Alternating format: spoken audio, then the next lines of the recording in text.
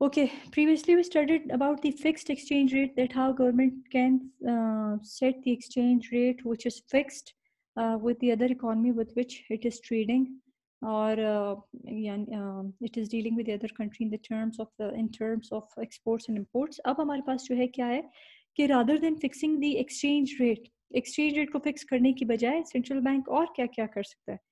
Central bank can choose to fix the size or growth rate of the domestic money supply. Domestic का मतलब क्या है? हमारी अपनी इकोनॉमी की बात हो रही है, हमारी अपनी कंट्री की बात, ठीक है। अब सेकंड स्टेप क्या है कि गवर्नमेंट ने एक्सचेंज रेट को फिक्स नहीं रखना, ठीक है, उसके बजाय उसने डोमेस्टिक मनी सप्लाई को फिक्स करना है, यानी कि कितनी supply of money in the economy होनी चाहिए, जिसकी वजह से हमारे पास क्या होगा कि the money with the people that they are getting the amount of money, ठीक है ना, जो इकोनॉमी सर्कुलेट कर रही है इकोनॉमी में, वो ना एक्सपैंड कर रही है ना कॉन्ट्रैक्ट कर रही है, it is being supplied with the fixed rate. Therefore monetary policy क्या है? It is an economic policy that manages the size and growth rate of money supply in the economy. अब देखो ना, सेकंड रोल आ गया monetary policy का, कितनी important है monetary policy. कोई भी गवर्नमेंट मॉनेटरी पॉलिसी के बगैर नहीं चल सकती, ठीक है ना। तो मॉनेटरी पॉलिसी क्या है? ये एक इकोनॉमिक पॉलिसी है जो कि size and growth rate of money supply को भी डिटरमिन करती है। अगर ज़्यादा मनी सप्लाई की ज़रूरत है तो ग्रोथ रेट इंक्रीज हो जाएगा, ठीक है ना। कम मनी सप्लाई की ज़रूरत है तो growth rate of money supply जो है वो डिक्रीज हो जाएगा।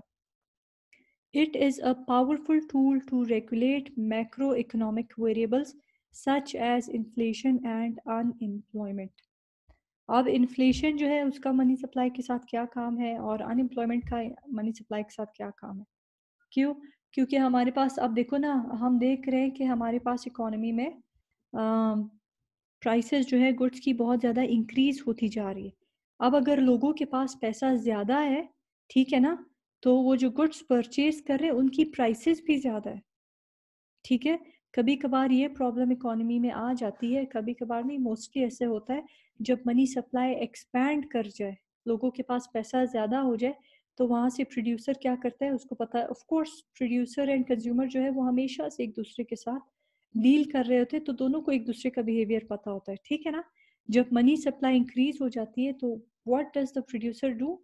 ही knows that people can purchase it their products at higher prices as well, तो उसकी वजह से वो अपने प्रोडक्ट्स की प्राइसेस को इंक्रीज कर देता है। जब वो प्रोडक्ट्स की प्राइसेस को इंक्रीज कर देता है तो उससे प्रॉब्लम क्या होती है कि इन्फ्लेशन इकोनॉमी में आ जाती है। अब दूसरी बात हमारे पास क्या है? अनएम्प्लॉयमेंट भी इंक्रीज हो जाती है। अनएम्प्लॉयमेंट कैसे इंक्रीज होगी? एक इंडस्ट्री है, मैन्युफैक्चरर है, वो गुड्स को प्रोड्यूस कर रहा है, ठीक है ना, सही। मनी सप्लाई इकोनॉमी में ज़्यादा हो गई, जो वर्कर्स है जो उस इंडस्ट्री में काम कर रहे हैं उसकी वेजेस भी ज़्यादा हो गई, ठीक है। प्रोड्यूसर क्या करेगा, इंडस्ट्रियलिस्ट क्या करेगा या मैन्युफैक्चरर क्या करेगा?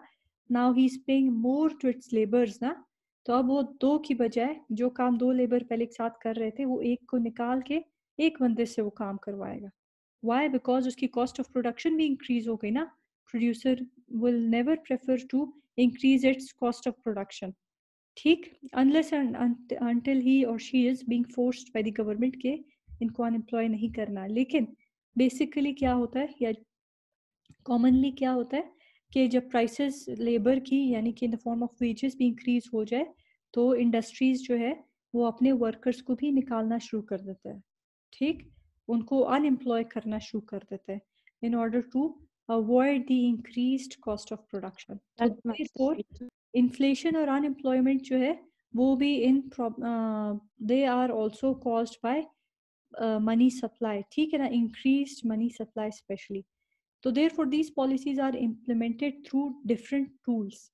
अब जो है मनी सप्लाई को इंक्रीज करना है या डिक्रीज करना है उसके लिए डिफरेंट टूल्स है, ठीक है, जिसमें हमारे पास आ जाते हैं the adjustment of interest rates, interest rate को इंक्रीज कर दिया या डिक्रीज कर दिया in order to control the money supply.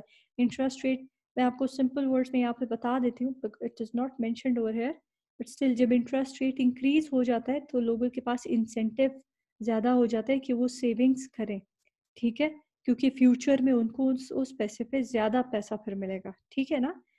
Purchase और सेल ऑफ गवर्नमेंट सिक्योरिटीज़ जो है ऑफ कोर्स ऐसे बॉन्ड्स होते हैं, ऐसे सर्टिफिकेट्स होते हैं जिनको आप परचेज करते हो, ठीक है ना, यानी कि फिर आप सेविंग्स कर रहे हो। जब आप उसको सेल आउट करते हो तो फिर आप क्या कर रहे हो, इन्वेस्टमेंट कर रहे हो, ठीक है, यू आर नॉट सेलिंग। तो जब सेविंग्स गवर्नमेंट सेविंग्स के इंसेंटिव को इंक्रीज करता है तो वो सेल करता है गवर्नमेंट सिक्योरिटीज़ को और लोग उसको परचेज करते हैं, ठीक है, clear. And changing the amount of cash circulating in the economy, inflation को कंट्रोल करना है तो कैश को थोड़ा सा कंट्रोल करना पड़ेगा, क्योंकि कैश जितना ज़्यादा लोगों के पास आता जाएगा उतनी ज़्यादा चीज़ें महंगी होती जाएंगी। सेंट्रल बैंक और similar regulatory organisation is responsible for formulating these policies. इन पॉलिसीज को फॉर्मुलेट ऑफ कोर्स कौन करता है, वी नो कि ये central bank, basically central bank का ही ये रोल है, या अगर सेंट्रल बैंक के जैसा कोई और इंस्टीट्यूट है किसी भी इकोनॉमी में, वो ये रोल प्ले करता है, no one else can play this role. And central bank भी अंडर दी, अगर गवर्नमेंट उसमें कम्प्लीटली इन्वॉल्व ना भी हो गवर्नमेंट का, फिर भी इंटरवेंशन सेंट्रल बैंक की पॉलिसीज की इम्प्लीमेंटेशन में होता है। Okay, now if there is any question you can ask me.